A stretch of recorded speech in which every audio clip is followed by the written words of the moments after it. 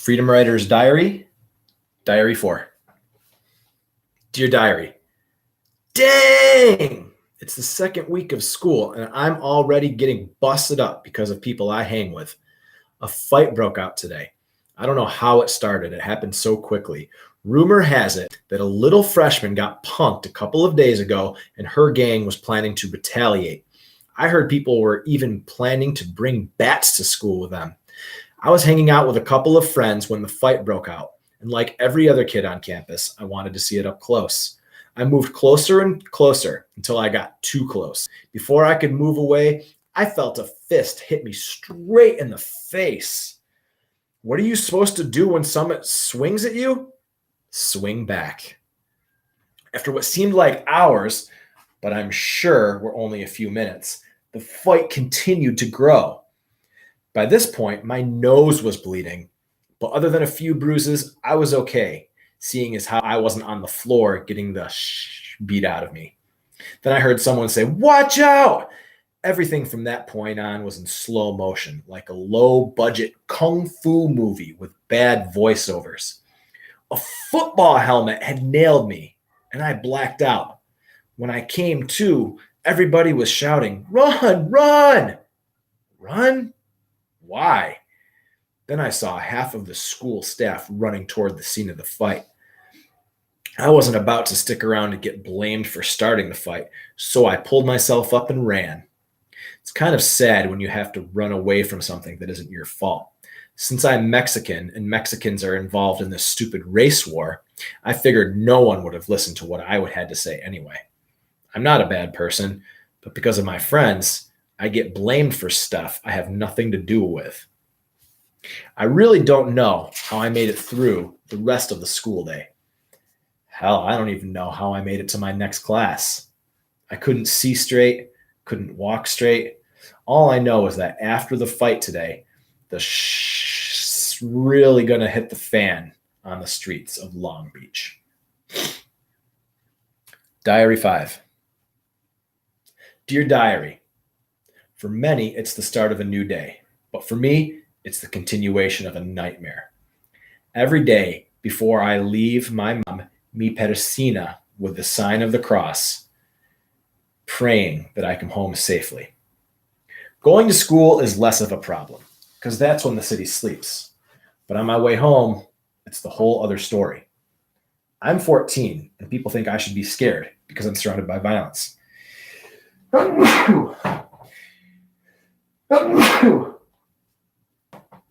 Bless you. Thanks, Juan. I think I'm going to sneeze one more time though. All right, now I'm good. I'm 14 and people think I should be scared because I'm surrounded by violence. But around here, it's an everyday thing. The first thing I see when I get off the bus is graffiti on walls, beer bottles filling trash cans, empty cigarette packs, and syringes. On the way home, I get chased mostly by older fools with bats and knives. I tried going different ways, but they always noticed me and chased me anyway. At first, I didn't know the reason why they always wanted to hunt me down, but then I figured it out. It was simply because I was of a different race.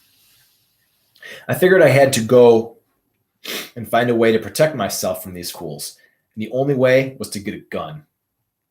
At school, some of my friends had been talking about a homie being strapped. I asked him where he got it from, and they told me some guy sold it to him. With memories of my homies getting smoked and all my problems on my way home, I decided to get one. It's so dang easy to get a gun. It's like getting bubble gum from the corner liquor store.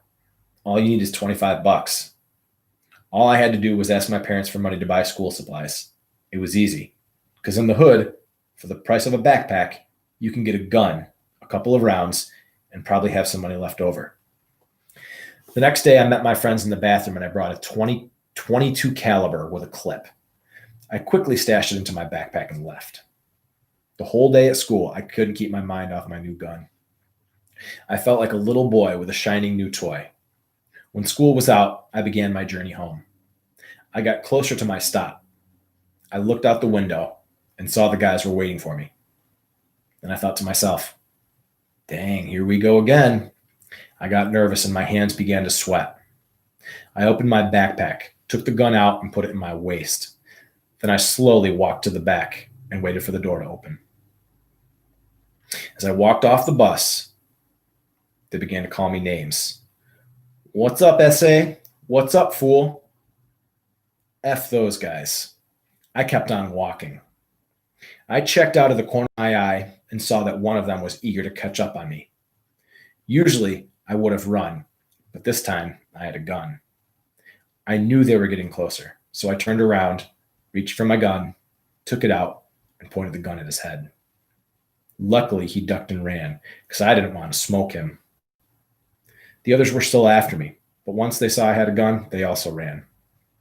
I put the gun back in my waist and went home. No big deal. Just another day in the hood.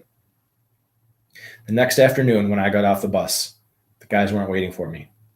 I didn't see them for the next few days. I didn't know if I had scared them off or not, but I hoped I had. But my hopes were cut short when one day, as I was walking home, I saw a guy mad dogging me from across the street. We locked eyes, reached for our strap, pulled it out, and began shooting at the same time. The only thing between us was a major street and some parked cars. It was just like a movie, except in this movie, when the characters bleed, the blood is real. I don't remember when I actually pulled the trigger. All I remember is shooting and waiting until I was sure the other guy was out of bullets. After the last shot rang through the air, he disappeared. We both ran and have never met eye to eye again. I'm not afraid of anyone anymore. Now I'm my own gang. I protect myself. I got my own back. I still carry my gun with me just in case I run into some trouble. And now I'm not afraid to use it. Running with gangs and carrying a gun can create some problems, but being of a different race can get you into trouble too. So I figure I might as well be prepared. Lately, a lot of stuff's been going down. All I know is I'm not going to be the next to be killed. Diary 6. Dear Diary, a couple of days ago, one of my friends was laid to rest. His funeral was just like any other. Family members were crying. Someone said, "Not another one," while his friends were swearing they would get revenge. An eye for an eye. Payback's a B. There were not a lot of people at the funeral, but the friends and family who showed up were very proud of him. We're all going to miss him. But what could we have done to prevent his death? After he was lowered into the ground, our lives went on. His friends didn't talk about him anymore. It was as if he had never existed. When his birthday comes, presents will no longer be given to him. They will be replaced by flowers, which will be put on his grave. That's just the way it is. I still remember exactly what happened the night my friend died. I was in the liquor store buying some candy. I was having trouble deciding what kind of candy I wanted. Then I heard gunshots. I turned to the door and saw that two of my friends were running into the store. When the first one came in, he dove to the floor. The other one simply fell. I looked down and saw that one of my friends had blood coming out of his back and mouth. In a matter of minutes, his sister and mother ran into the store. I stood in front of the candy rack and watched his sister drop to her knees and gather him into her arms. She was crying and calling out his name. His mother stood behind her, watching, her eyes wide open with shock. Tears were rolling down her cheeks, but she didn't bother to wipe them off. She stood there and didn't make a sound. It was as if she was paralyzed with pain. It broke my heart to see his mother standing there, unable to help her baby. After the last police car left, the people in my neighborhood were still standing against the yellow police tape, staring at the trace of white chalk. Nobody moved, but everyone was talking about the young boy who had been taken away by the paramedics. But there was a lot they didn't know. They didn't know that he was my friend and that he had his whole life ahead of him. He was gunned down for being in the wrong place at the wrong time. I didn't pay attention to what they were saying. I just stood there, looking at my friend's blood on the floor. He had never harmed anyone in his entire life. What were his parents going to do? What was I going to do? It was late and I had to go to school the next day. I wasn't sure how the neighborhood was going to handle the death of a kid who was raised in front of everyone's eyes. I know that night, many of my neighbors, like me, went to sleep thinking, another one. Knowing that it would happen again, Probably another drive-by. But when? Anytime. It could happen to me. It happens to everyone. The next day, I pulled up my shirt and got strapped with a gun that I found in an alley by my house. I hate the cold feeling, the feeling of metal next to my body. It makes me shiver, and the shivers remind me of all the lives this gun has claimed. But sometimes it's the only way. I hurried to catch the bus, hoping the gun wouldn't fall out of my waist. I didn't worry about getting caught with the gun because the only time the school staff searched the students was the day after the race riot. Now the staff only checks every 15th student. All I had to do was pay attention and wait for the right time. At school, I didn't say anything to anyone. I heard people talking about the shooting, but they didn't know the person who had been blasted. They didn't know the whole story. I walked into the class just in time to beat the tardy bell. I went straight to my chair and sat down. I couldn't stop reliving the nightmare of my friend's death. I went through the rest of the day just sitting, not saying a word. I didn't even write down my homework. I kept closing my eyes. I would see his face. I know he is watching me from wherever he is, and when it's my time to go, I know I'll see him when I get there. All I have to do is wait. My friend shouldn't have died that night. He should still be having fun and enjoying life for the rest of us. He's not the first, nor will he be the last friend that I lose. I've lost many friends who have died in an undeclared war. A war that has been there for years, but has never been recognized. A war between color and race. A war that will never end. A war that has left family and friends crying for loved ones who have perished. To society, they're just another dead person on the street corner. Just another statistic. But to the mothers of all those other statistics, they're more than just simple numbers. They represent more lives cut short, more cut flowers, like the ones placed on their graves. Diary 7. Dear Diary, once again, flowers on another grave and cigarettes to another friend. These days, with so many of my soldiers either dying or going to prison, it looks like we're going to have to start recruiting. We have to be real picky, though. The people have to be down. They have to be willing to take a bullet or pull the trigger, but it's worth it. Life is easily given up to protect and respect the homies in the barrio we claim, the same barrio that we were born in, raised in, and hopefully will be buried in. After we put los tres puntos on our wrist, it becomes survival of the fittest, kill or be killed. No wonder why they call it mi vida loca. It's true. It is a crazy life. Once you're in, there's no getting out. Sometimes I wonder if they know what they're getting into. Every time I jump somebody and make someone part of our gang, it's another baptism. They give us their life and we give them a new one. All they have to do is prove they're down. It doesn't matter if you're a guy or a girl. You get your ass kicked. You can't show weakness. You got to pass either way. And we don't give a dang if you end up in the hospital, because as soon as you come out, you're considered a working soldier. I remember when I got dumped in and became a member of the gang, I was in the hospital for over 3 weeks. I only had a broken arm and broken leg, even though I could have sworn everything was busted. I had scratches and bruises all over my body. My eyes were so swollen, I couldn't even open them all the way, but it was worth it. To the soldiers in me, it's all worth it. Risking life, dodging or taking bullets, and pulling triggers. It's all worth it. Last one of the day, Diary 8. Dear Diary, I told my friends I was going to pledge a sorority because it looked like fun. I told my mom I was doing it because it was a community service sorority, but I don't think she bought it. I tried to justify it to myself by saying that it was only because my friends were pledging, and I didn't really care that much about the stupid club. However, I soon realized that I was denying the obvious. I wanted to fit in just like every other high school freshman. Who wouldn't want to be in a prime club like Kappa Zeta? It's a predominantly white sorority made up of mostly cheerleaders, rich kids, or the occasional distinguished scholar. All of the Kappa Zeta girls dress like they just stepped out of a Gap ad. Their nails are perfectly manicured, their hair perfectly curled under the tips. All of the upperclassmen in Kappa Zeta are so elite that when they ask someone to do something, they do it, even if it means doing something extremely degrading. So when I received a flyer to attend a Kappa Zeta pledge meeting, I went without hesitation. At first, pledging was really fun.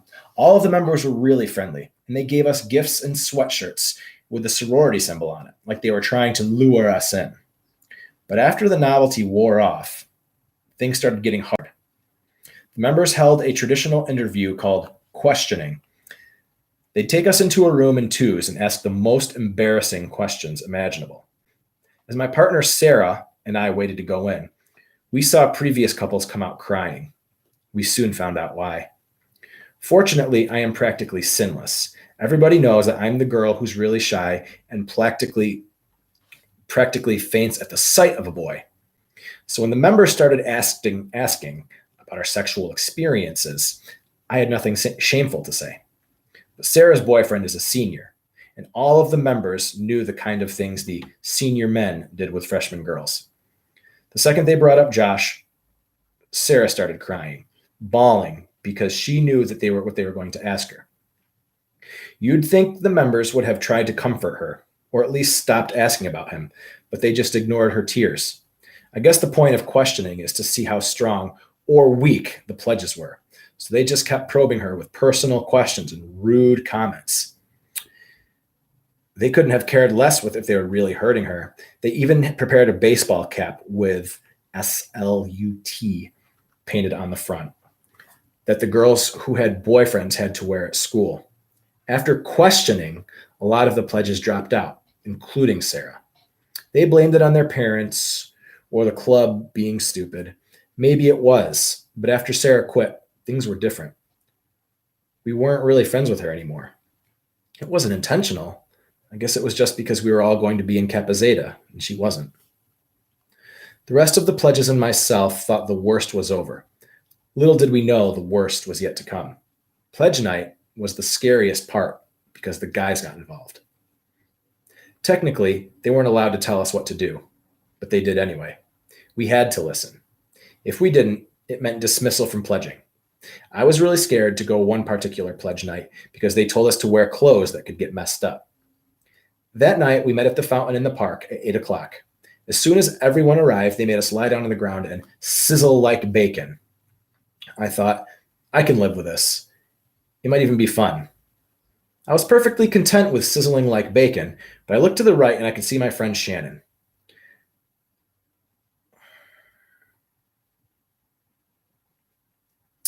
I'm going to skip part of page 19 and just continue with the last paragraph. If you have the book, you can obviously read the book on your own. I'm going to start again right here. When I came home that night, my mother almost cried when she saw me. I reeked of beer that had been poured on me multiple times. The combination of beer and the raw eggs smashed on my head were a putrid mixture.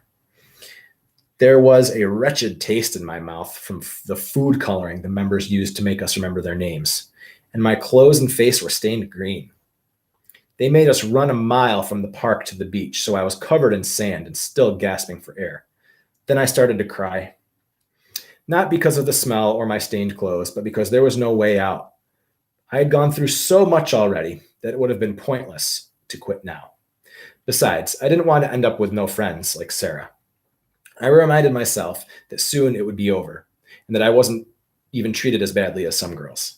I heard that one girl had to lie on the ground as Matt Thompson yelled at her. Now that I've been initiated and I'm officially in, my only concern is parties and stuff. All the older girls drink and really party. And like I said, I'm practically sinless. I've never done that stuff before. I guess everybody in high school drinks though, so it's not too bad. I'll get used to it, I hope. I guess now that I look back at it, it was worth it. All the humiliation, the shame and embarrassment, yeah, it was worth it. The members are nice now that it's all over, and I get into Kappa Zeta parties free. We all get to wear our Kappa sweatshirts to school and go to meetings and everything. Maybe I would if I had to do something really bad if I had dropped out, but I doubt it. It's just a matter of how far you'll go to be accepted. That's it.